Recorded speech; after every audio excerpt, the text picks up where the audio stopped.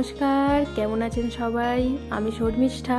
আমার আরও একটি ভিডিওতে সকলকে স্বাগত জানাই। এখন বাজে ওই 10টা মতো। আজ বুধবার। তো সকাল সকাল স্নানটা সেরে নিয়েছি। সেরে নিয়ে এখন হচ্ছে জামা কাপড়গুলো মিলে দেবো। সকালে উঠে বাড়ির সমস্ত কাজ হয়েও গেছে, এমনকি ব্রেকফাস্টও হয়ে গেছে। চলো তোমরা ভিডিওটা দেখতে থাকো। আজকে ভিডিওটা একটু অন্যরকম হতে চলেছে।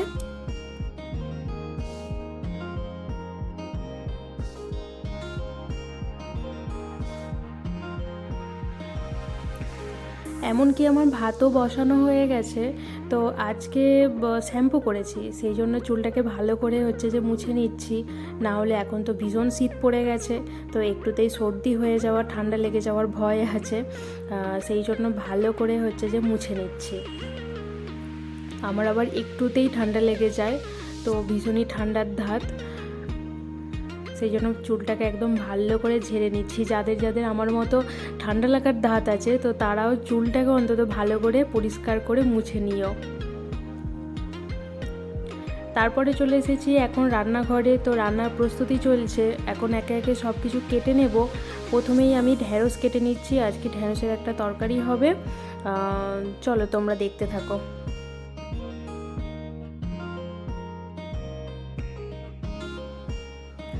ঢ্যাঁড়স খেতে আমার কিন্তু ভীষণই ভালো লাগে। মানে ঢ্যাঁড়সের আমি সব রকম তরকারি বলো, ভর্তা বলো বা টক বলো, মানে সব রকম আমার খেতে ভীষণ ভালো লাগে।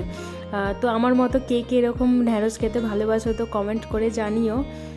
তো তারপরে দেখো একে একে কাজ সেরে নিচ্ছি। আজকে সকাল থেকে ঠান্ডাটা ভীষণ পড়েছে। তারপরে দেখো রান্নার সমস্ত জোগাড় আমি করে নিয়েছি। তো ডালও আমি বসিয়ে দিয়েছিলাম মাঝখানে, ডালটাও হয়ে গেছে। আজকে একটু টমেটোর চাটনি বানাবো, তো প্রথমে আমি ওটাই করে নিচ্ছি। দেখো কড়াইতে সর্ষের তেল দিয়ে প্রথমে আমি 5 ফোড়ন দিয়ে দিলাম। তো এরপরে দিয়ে দেবো একটা শুকনো লঙ্কা আর একটু তেজপাতা।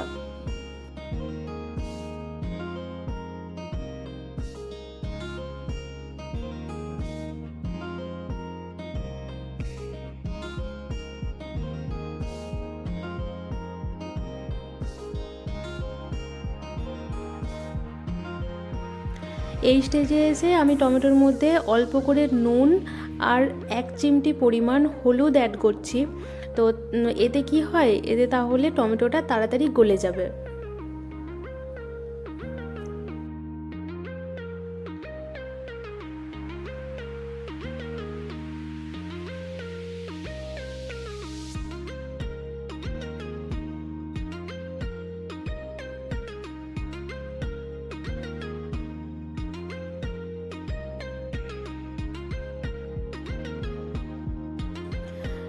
তো এখন আমি অ্যাড করে দেব চিনি। চিনিটা তোমরা তোমাদের পরিমাণ মতো দিও, যে যেমন মিষ্টি খেতে পছন্দ করো। তো আমার যতটা প্রয়োজন আমি ততটা দিলাম। শেষে আমি আরও একটু অ্যাড করেছিলাম। আর এখন দিয়ে দিচ্ছি অল্প একটু আদাটার রস বের করে তোমরা রস দিতে পারো, আমার কাছে গ্রেট করা ছিল, আমি ওটাই দিয়ে দিলাম। তো এখানে আরও অনেক কিছু অ্যাড করার ছিল, করলে ভালো হতো, বাট আমি আর কিছু করলাম না। তোমরা করতে পারো কাজু কিশমিশ, খেজুর, তাহলে চাটনিটা আরও খেতে সুন্দর হতো।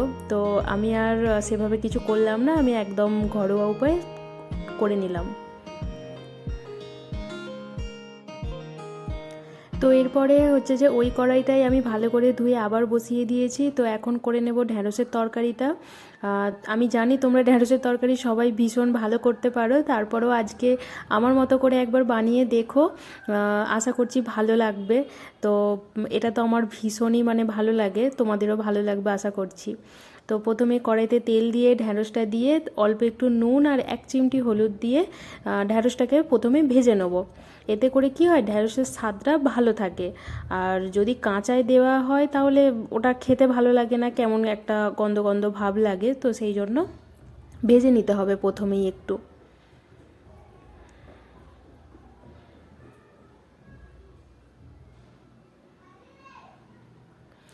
দেখো আমার ভাজা হয়ে গেছে, আমি তুলে নিচ্ছি। তো ওই কড়াইতেই আর কিছুটা তেল দিয়ে আমি আলুগুলোও ভেজে নেবো একইভাবে। এইভাবে ভেজে ভেজে রান্না করলে কি হয়, তরকারিটা অনেকটাই স্বাদটা হচ্ছে যে ভালো হয়। আর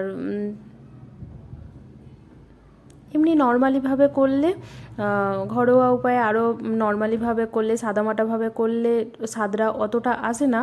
তো তোমরা এইভাবে একটা একটা করে ভেজে ভেজে করতে পারো।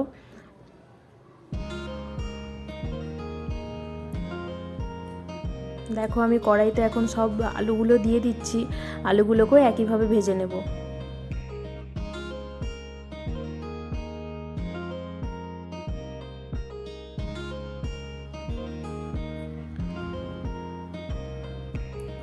আলুগুলো নুন হলুদ দিয়ে ভাজা হতে থাক। ততক্ষণে তোমাদের একটা কথা বলি, এতক্ষণ ভিডিওটা দেখার জন্য অসংখ্য ধন্যবাদ। এবং ভিডিওটার মধ্যে এতটুকু অংশ যদি তোমাদের ভালো লেগে থাকে তাহলে অবশ্যই একটা লাইক করো, কমেন্ট করো, আর সাবস্ক্রাইব করতে একদম ভুলো না। তোমাদের একটা লাইক, একটা কমেন্ট আমার ভিডিও বানানোর জন্য অনেক মোটিভেশন দেয়। তো আশা করছি তোমাদের থেকে আমি এটা পাবো। চলো তারপরে দেখতে থাকো।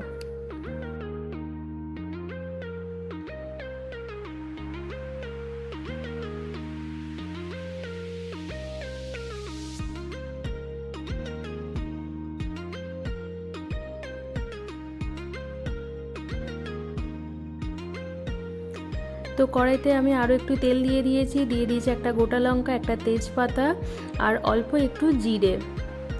তো এটাই ফোড়নে দেব। তো এটা ভাজা হয়ে গেলে দিয়ে দিলাম পেঁয়াজ। আর এই তরকারির জন্য পেঁয়াজটা একটু মোটা মোটা কাটতে হবে, তাহলে স্বাদটা কিন্তু একদম সুন্দর আসে। আর যদি সরু সরু করে কাটা হয় তাহলে কিন্তু স্বাদটা অতটা ভালো আসে না। তোমরা চেষ্টা করবে একটু মোটা মোটা করে কাটার। দেখে নাও আমি কিভাবে কেটেছি, ঠিক এই রকমভাবে।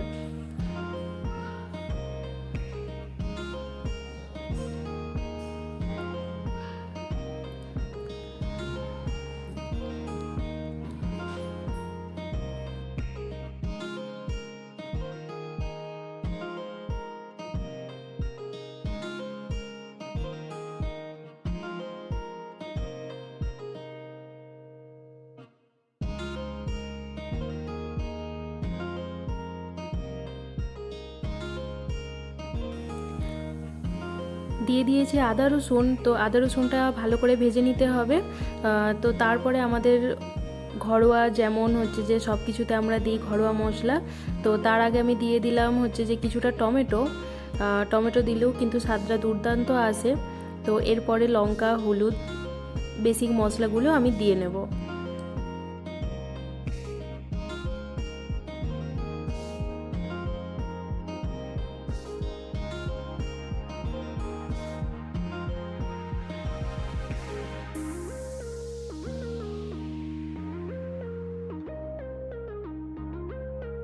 মশলাটা ঠিক ততক্ষণ ভাজতে হবে যতক্ষণ না মশলা থেকে তেল ছেড়ে দিচ্ছে। দেখতেই পাচ্ছ ঠিক কী পরিমাণ স্ট্রাকচারটা এসেছে।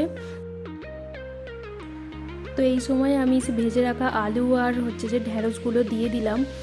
তো মশলার সাথে এটাকে ভালো করে কষিয়ে নিতে হবে, তারপরে জল দিয়ে দেব। তাহলেই আমাদের রান্না কমপ্লিট আজকের মতো। তো চলো।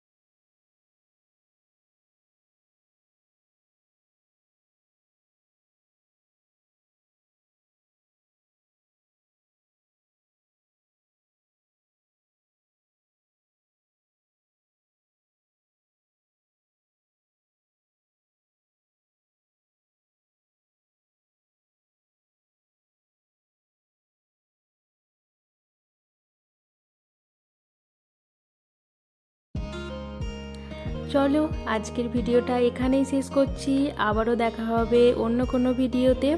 ততক্ষণে সবাই ভালো থেকো, সুস্থ থেকো। আজ আসি তাহলে।